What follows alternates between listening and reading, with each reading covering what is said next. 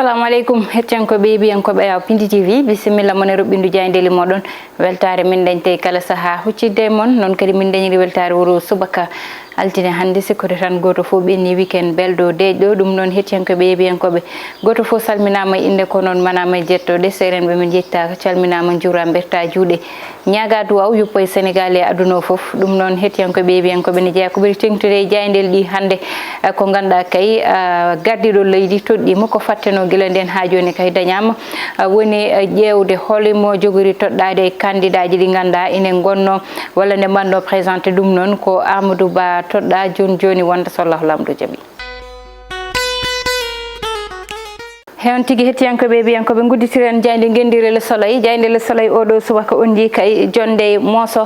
mo ganduɗa woni Amadou Ba premier ministre kanko noon tigui gardiɗo leydi o toɗɗi kanko totti hoolare e tan candidat ji ganduɗa yiyete ko kamɓe mbanno présenté ɗum noon hande tan jayde gendire Le Soleil ardi garene jayde l'observateur nene oɗo subaka koye gon felo yaɓɓi saabu ari tan ko wiide yete oɗo saaha kay hitande 2024 mo ganduɗa fittana lawol ha laaɓi woni tan premier ministre Amadou Ba oɗo saaha kay ɓe mbi ko neɗɗo mo ganduɗa hewani haalata saabi ɗum ne wawi wiyede ko technocrate ɗum saabi kay kanko hay lawol gotol hewani haala ha joni kay wonɓe ganduɗa kañumen kolli tikkere mumen ene jeeya hen tan Ali Ngoye Ndiaye kañum kay holliti caggal gardiɗo leydi liggeyaji muɗum garen ha joni jayde Besbi le jour noon kañum oɗo subaka dawri tan ko ha joni arde kay e ko ganduɗa kañum woni ko fatteno wiide tan oɗo saaha kay mo ganduɗa kañum kay gardiɗo leydi fawi hoolare muɗum woni premier ministre Amadou Ba ɓe mbi oɗo saaha kay kanko Amadou Ba woni kay dotta mo ganduɗa yete tottama hoolare ɓe mbi Ali Ngoye Ndiaye holli caggal parti o ɓe mbi Amadou Mame Diop Diouf Sarr e tan oɗo mo ganduɗa woni Mame Boye Diawo noon kañum holliri tikkere muɗum ɓe mbi yete kay Abdoulaye Daouda Diallo kañum noon koye deƴƴere woni guila nden ha joni nanaka haali ɓe garti kay e tan séisme mo ganduɗa dañi toon to Maroc woni leydi dillundi ko tolni tan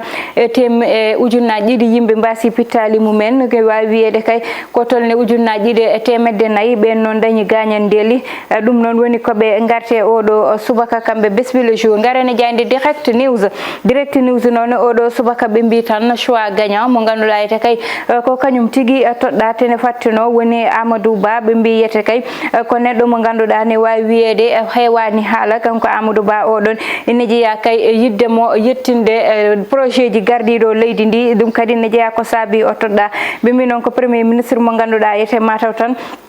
kanko kay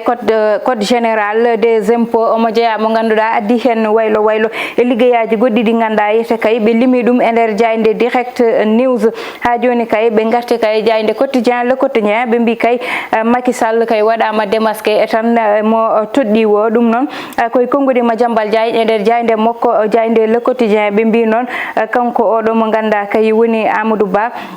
guila 2019 noon ene ƴewetano holno watte tan hawa heɓa oɗo 6 garen ha joni jayde les échos noon oɗo subaka wi tan ko Abdoulaye Sylla kay ko mo ganduɗa yete addi kay haala muɗum e catastrophe uji ganduɗa ine daña ɗum ɗon noon ko fayi e tan laddeli kuɓɓoli kono kadi e fayi goɗɗum ko ganduɗa koko bonnata to fayi e tan banggue volcan je ko way noon ɗum noon ko mo ganduɗa hakkille muɗum ene udditi faade ngal ɗon banggal o wi tan ɗum ɗon kay koko ganduɗa ne wawi waɗede ƴewede guila arani ƴeewe no watte haadin boneji mbaɗi noon dañta ha ko fayi leydi dillode ko way noon gaten ha joni gueɗe Amadou Ba ɓe mbi noon kanko kay waɗa choisir kono ɗo joni guila o toɗɗa ha joni o nana kawo haali garene jayde tribune noon oɗo subaka wi tan ko Benno Bokk Yakar kay oɗo saaha ɓuuri kay baɗade ko fusde saabu ko ƴewtinda woni Benno Bokk Yakar oɗo saaha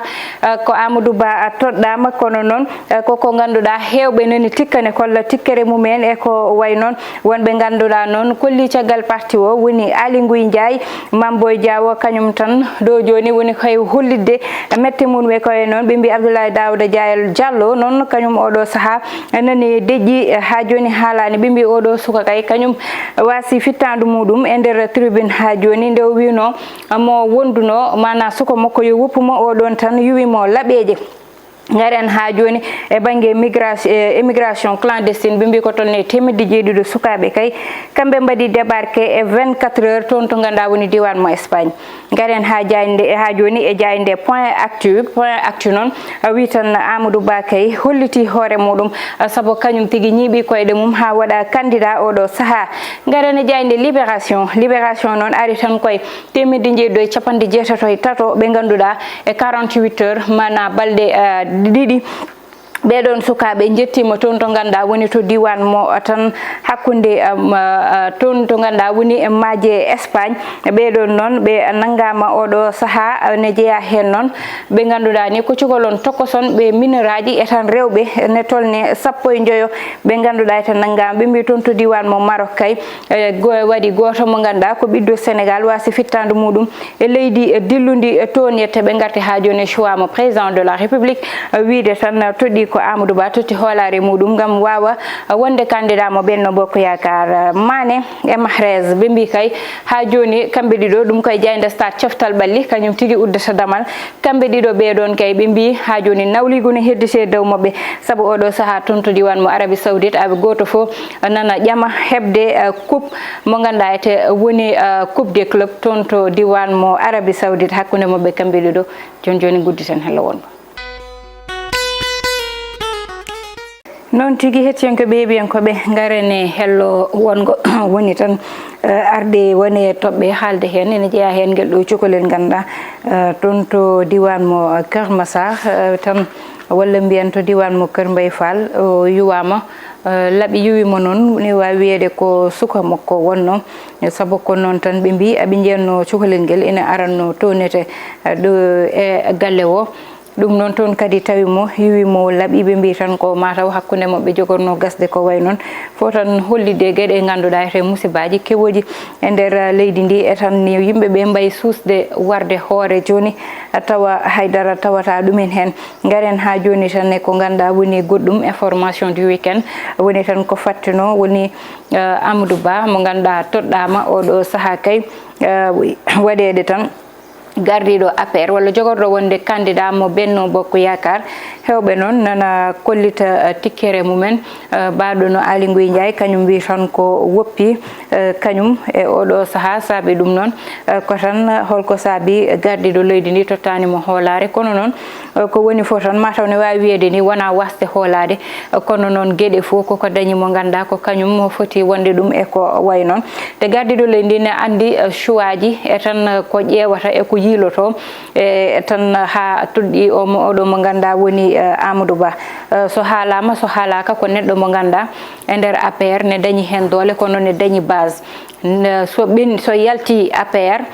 so yalti Benno Bokk Yakar ko neɗɗo mo ganduɗa kadi ko kewɗo soutien ji saabu Amadou Ba hande gardiɗo leydi ndi haade wadde wone gueɗe ma sondage uji waɗe ma étude waɗe ma gueɗe kewɗe waɗe saabu ɓooyi jooɗe ne wiye ko gardiɗo leydi ndi fatta ko gardiɗo leydi ndi fatta sono choix poɗɗo noon mo ganduɗa jogorɗo yete jooɗade e place makko il faut mo ƴeewa neɗɗo mo ganduɗa hande so yeehi élection ne wawi dañde matériel ne wawi dañde ko ganduɗa woni konnguɗi kono kadi ne wawi dañde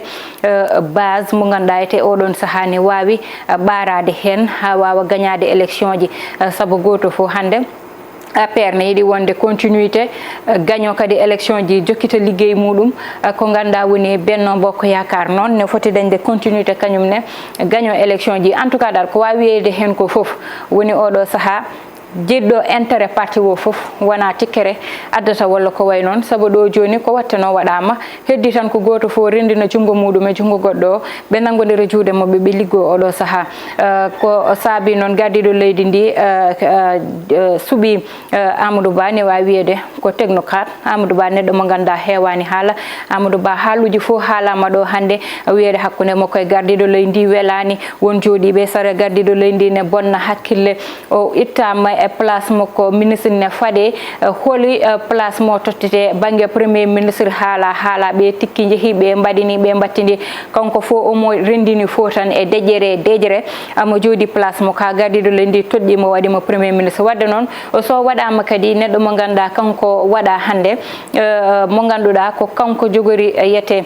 jodade place gardido leydi ndi ne wiye tigi won jikkuji ganda nene Macky Sall ine tawe e makko Amadou Ba ne woni surtout bangue silence woni dejere à chaque fois so ciow heewi jiyata ko kanko président Macky Sall hala makko heewani wadde non so ƴeewi jikkuji taaribe mo ganda ko non way o toddi dum ne wawi taw o yilotono ko baadono makko walla jogiido woni jikkuji makko ngam wawa tottude dum sabo non weɓani hande ko waɗi ko saabu noon ne wawi wiyede ko c'est la première fois neɗɗo ne ummoye 6 muɗum wiya mi toɗɗo goto e taariɓe ɗum ne wawi wiyede heewani so ƴewtindama nde Senghor ummoto ɗo totti oɗo mo ganduɗa wonno président Abdou Diouf nde ɗum ɓenni ko way noon heewani yede parti ji ko neɗɗo goto tan ardo hano Allah waɗi fof ko kañum tan ardoto jiddo exemple fof yo ƴewɗum e oɗo mo ganduɗa woni yete maître Abdoulaye Wade hay so tawi ala ɗo e leydi ndi Sénégal jaɓani woppude hay goto wona numéro 2 o walla goɗɗo ardito parti o hettiɓe keeɗe hen ina jeeyani ko saabi hande ɓuuri bonnude parti mo PDS te noon ɗum heewe parti ji ɗi hettiyankoɓe ɓeyankoɓe onon hakkille moɗon ne faaɗe e tan banggue mo ganduɗa kañum woni to commentaire uji to yo Allah waɗanen jami kisal bani mon debbo Aissata Ndiaye wonno heɗonene banggue caméra ko Djiby Dieng to banggue montage ko Ali Fall.